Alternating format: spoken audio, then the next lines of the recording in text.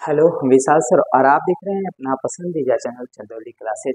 आज हम लोग पढ़ेंगे त्रिकोणमिति के कुछ अनुप्रयोग, जिसमें महत्वपूर्ण फॉर्मूले हम लोग देख लेते हैं, फिर उसके बाद आगे सॉल्व करेंगे। जिसमें हम लोग का दो प्रकार के कोण बनेंगे। एक जो नीचे से कोई व्यक्ति जो यहाँ पे है और यहाँ से कोई व्यक्ति ऊपर की तरफ देख रहा है, तो उस प्रकार के बने कोण को उन्नयन कोण कहते हैं। उन्नयन कोण कहते हैं।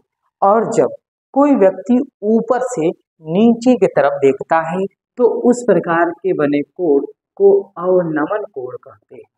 अवनमन कोण कहते हैं।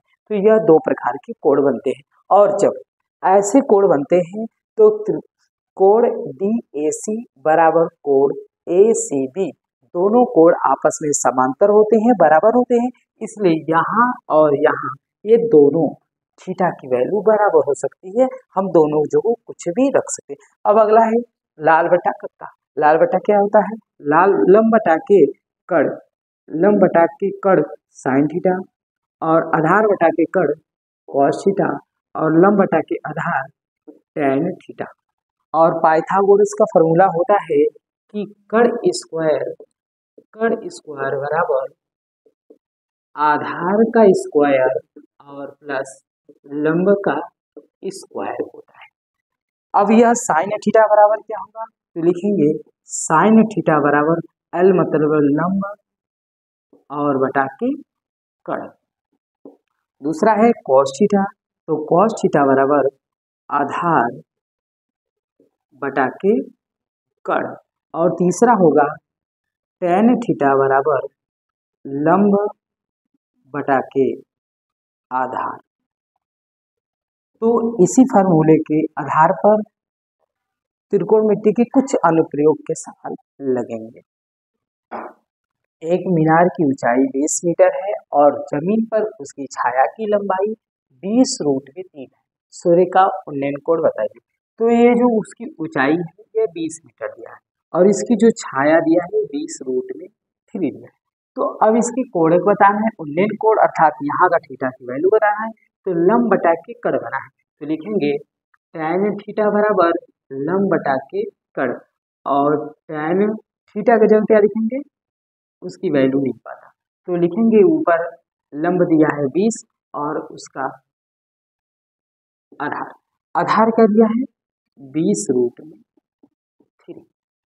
तो देखेंगे जो आधार है यह इससे कट जाएगा, तो लिखेंगे टैन थीटा बराबर 1/√3।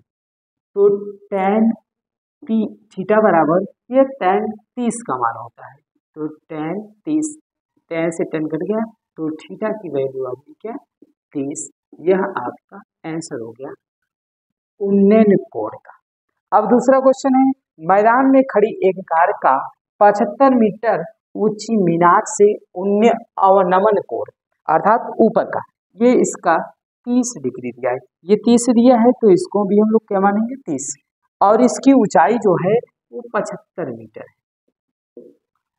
तो मीनार से आधार अर्थात इसका आधार पूछा है, आधार, तो यह लंब होगा और यह आधार। तो फॉर्मूला बनेगा टैन थीटा बराबर लंब बटा के आधार। अब टैन थीटा की वैल्यू क्या है 30, तो टैन 30 इक्वल टू लंब का मान 75 और आधार की वैल्यू निकालना है। अब टैन 30 का मान होगा 1/√3 बराबर 75 बटा के आधार। अब इन दोनों में कैंची गुणा कर देंगे, तो आधार का एक में करेंगे तो आधार बराबर 75 में 3 का गुणा कर देंगे √3, 75 √3। यह आपका आंसर हो जाएगा।